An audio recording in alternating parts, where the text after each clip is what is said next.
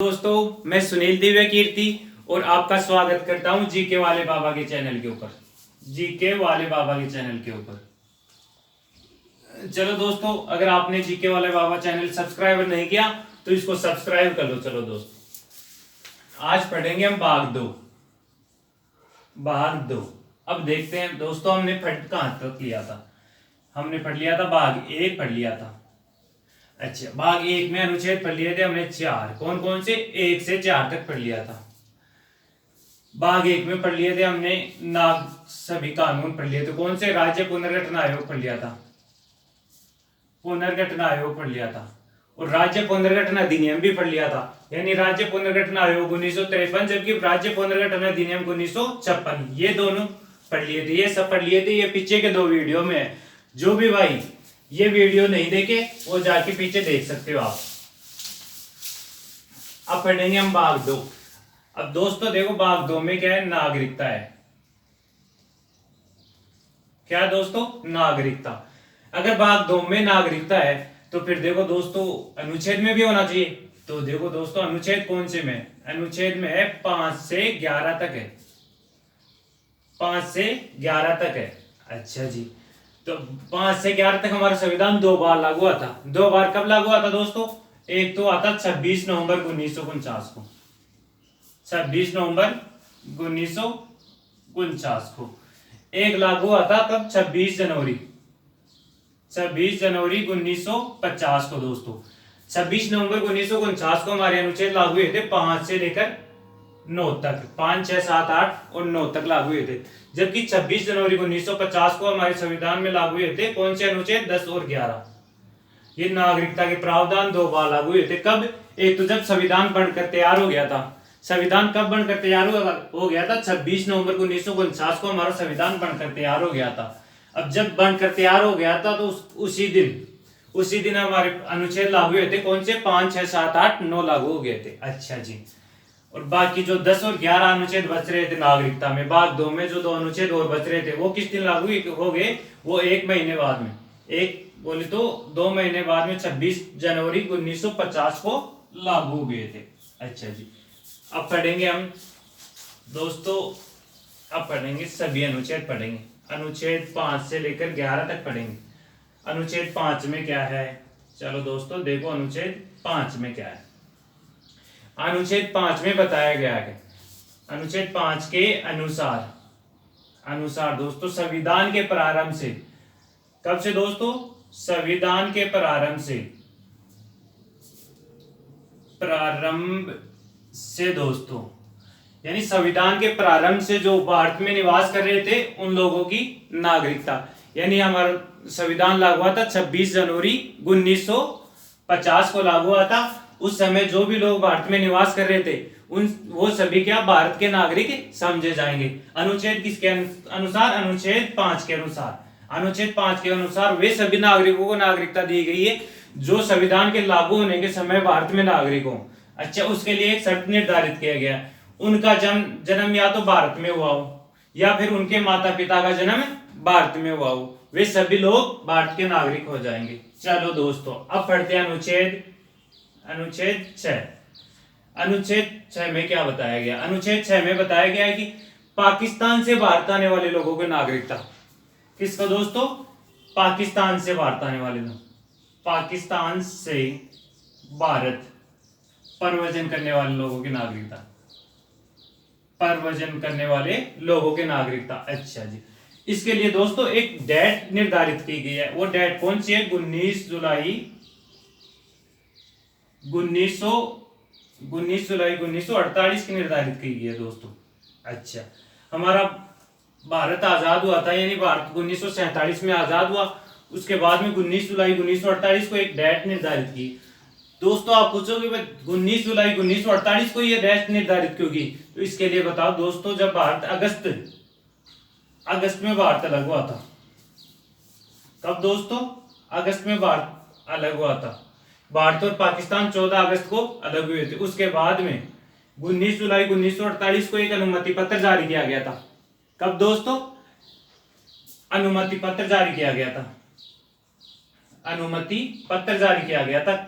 इस दिन 19 जुलाई 1948 को कि जो भारत आने वाले लोग पाकिस्तान से जो भारत आना चाहते हैं वो भारत आ सकते हैं, या फिर पाकिस्तान से जो भारत से पाकिस्तान जाना चाहते हैं वो सभी जा सकते हैं। एक उस अनुमति के तहत ये डेट निर्धारित की गई थी। उसके बाद में इस अनुमति के तहत जो भारत में लोग आए थे उनको नागरिकता किस आधार पर दी जाएगी? अनुच्छेद 6 के आधार पर दी जाएगी। इसमें एक तो इसके बाद आने वाले लोगों की नागरिकता 19 जुलाई 1948 के बाद आने वाले लोगों की नागरिकता, और इससे पहले आने वाले लोगों की नागरिकता। बाद आएंगे उनको नागरिकता किस प्रकार दी जाएगी? उनको 6 महीने भारत में रहना होगा। अगर वो 6 महीने लगातार भारत में रहते हैं तो उनको भारत में नागरिकता दी जाएगी। अगर इससे पहले आने वाले लोगों को नागरिकता किस प्रकार दी जाएगी दोस्तों? इनको पहले आने वाले लोगों को नागरिकता साधारण तौर पर भारत का नागरिक मान लिया जाएगा और उनको भारत की नागरिकता दे दी जाएगी। अच्छा जी दोस्तों, अब पढ़ते हैं अनुच्छेद 7।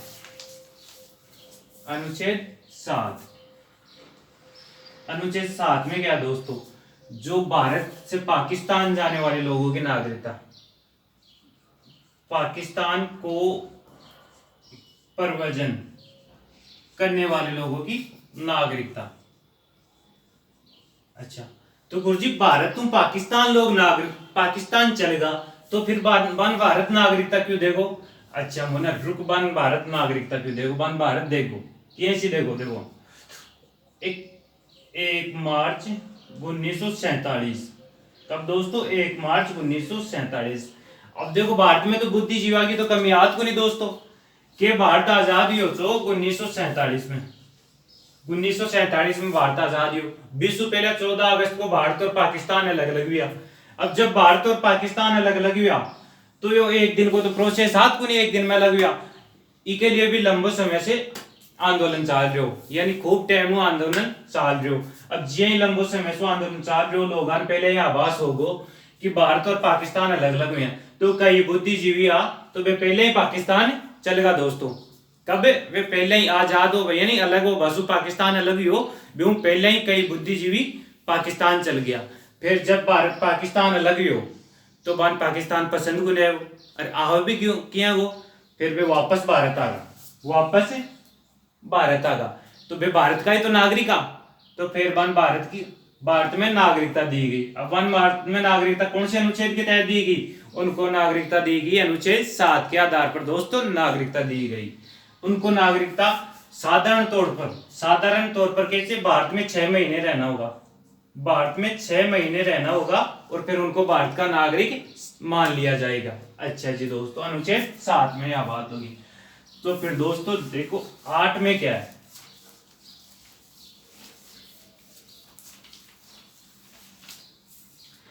अनुच्छेद 8 में देखो दोस्तों 5 में क्या है? संविधान के प्रारंभ से लोगों की नागरिकता।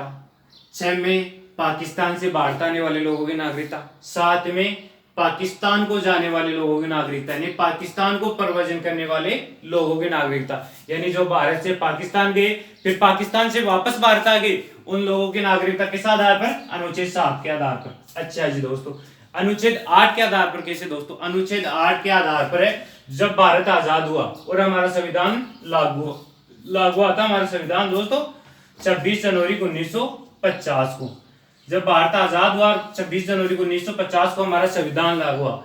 उस समय हमारे कई भारतीय जो विदेशों में थे, जैसे विदेशों में इंडिया हाउस की स्थापना की गई और हमारे स्वतंत्रता संग्राम की तैयारी लोग विदेशों से भी कर रहे थे। ब्रिटेन से भी स्वतंत्रता संग्राम की तैयारी हो रही थी, रूस से भी हो रही थी, जापान का भी सहयोग लिया जा रहा था। तो हमारे कुछ भारतीय वहां पे थे, विदेशों में थे, तो उनको नागरिकता दी गई किस आधार पर? अनुच्छेद 8 के आधार पर। अगर वो साधारण तौर पर अगर विदेश में रह रहे हैं और वो भारत आना चाहते हैं तो उनको नागरिकता अनुच्छेद 8 के तहत पर 8 के आधार पर दे दी जाएगी। 8 के आधार पर अगर उनके माता पिता या अगर उनके दादा दादी या फिर अगर उनके नाना नानी अगर भारत के कभी निवासी रहे हैं तो उनको नागरिकता भारत की दे दी जाएगी। किस आधार पर? अनुच्छेद 8 के आधार पर। अगर वो वर्तमान में किसी देश की नागरिकता नहीं लिए हो और वो साधारण तौर पर किसी भी दूसरे देश में रह रहे हो तो उनको इस प्रकार नागरिकता दे दी जाएगी। अच्छा जी दोस्तों, अब पढ़ा अनुच्छेद 9।